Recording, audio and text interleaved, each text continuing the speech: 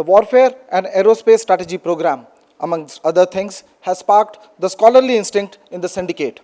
We are convinced now that armed with a cup of hot coffee, a sound research design, and some time on our hands, we can solve just about any problem that comes our way. Fortunately for us, Capt provided the first two in abundance. Therefore, it was no surprise that when faced with this conundrum of analyzing contemporary threat landscape, we turned to the good old processes of research methodology. We adopted a mixed research method.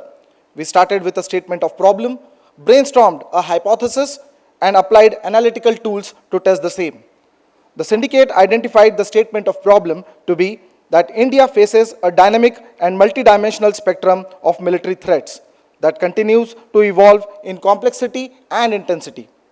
While defense modernization initiatives have been undertaken, there is still only a limited, unified, structured, and empirically grounded framework to systematically assess these threats for strategic defense imperatives. Therefore, there is a critical need to develop a case-based and evidence-driven approach that categorizes the nature of threat, evaluates their severity, and prioritizes response urgencies. After rigorous brainstorming, the syndicate homed on to the hypothesis which spells out as aerial and space-based threats constitute the most immediate and complex challenge to India's national security. The syndicate designed a research design on two-pronged approach to ensure a comprehensive and balanced assessment. First, we carried out a subjective analysis, drawing on a range of relevant global examples and data-driven analysis. Subsequently, we carried out objective analysis using a risk assessment weightage framework inspired from our very own combined operational planning process, a tool that Indian Armed Forces use for joint operations. Let me jump straight into the research design. Proliferation of technologies such as FPV drones, hypersonic missiles, and latest technologies in space domain has made the contemporary threat scenario more immediate, persistent, and difficult to counter.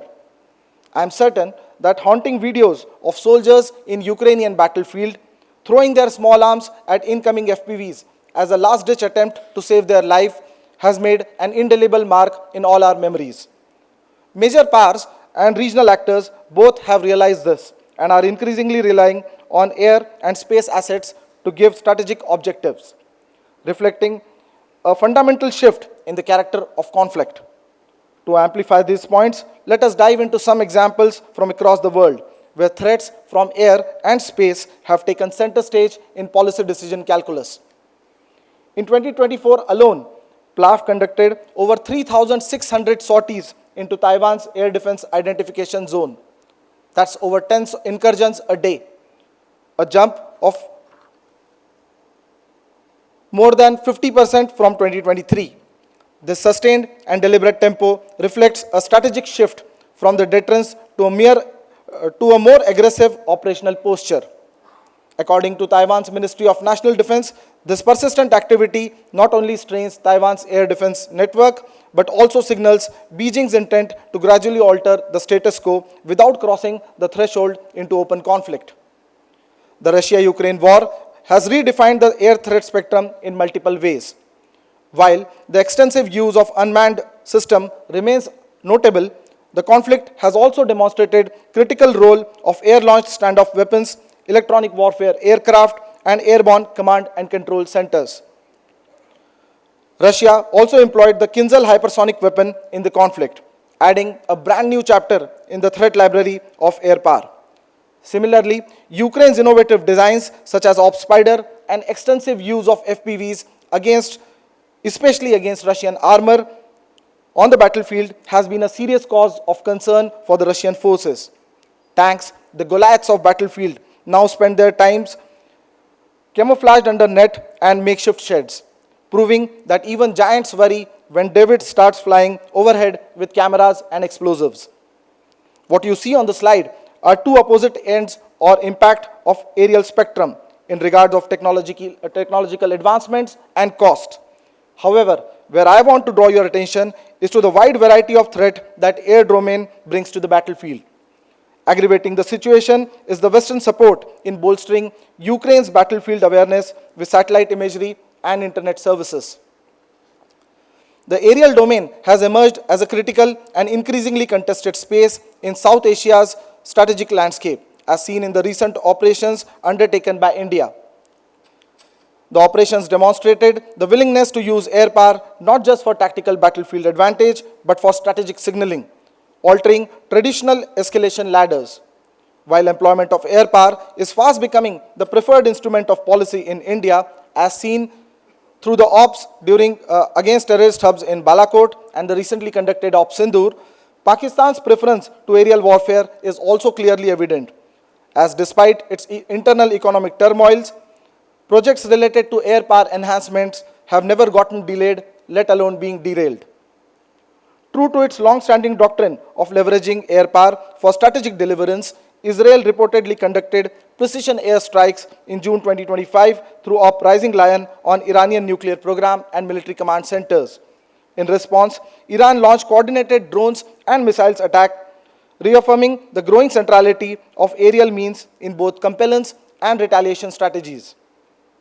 Just last month, as part of Op Midnight Hammer, US conducted a precision airstrike on Iran's nuclear facilities, reinforcing its enduring reliance on air power in military strategy. Using B-2 stealth bombers armed with the massive ordnance penetrators, the strikes targeted three sites, including 12 direct hits on Fordow. The operation caused significant damage without US casualties, highlighting the increasing lethality of threat from the aerial domain. The 2020 Nagorno-Karabakh conflict marked a turning point in the modern warfare, ushering in the era of drone warfare. This is where it actually all started. Azerbaijan's extensive use of drones and loitering munitions allowed it to systematically take out 200 Armenian tanks, dozens of artillery units, and key air defense systems. As John Antle highlights in his book, 7 Seconds to Die, many of these strikes occurred within seconds of target identification, demonstrating unparalleled compression of sensor-to-shooter chain. Not only the states, but even non-state actors are gravitating towards the use of threat emanating from medium of air. The Houthi rebels have been tormenting the shipping lanes around the Red Sea with near-continuous aerial attacks. They have used drones and missiles to disrupt shipping, demonstrating how non-state actors can leverage aerospace technology for strategic effects. Videos of heli-borne Houthi fighters boarding merchant ship shows how non-state actors are literally taking it to the skies. Moving on to the next element of our subjective analysis framework, data-driven analysis of recent global conflicts provide irrefutable evidence that primary threat to security are increasingly emanating from air and space domain. The growing reach of aerial threat is a serious security concern, not just for militaries, but sadly so, increasingly for the civilians.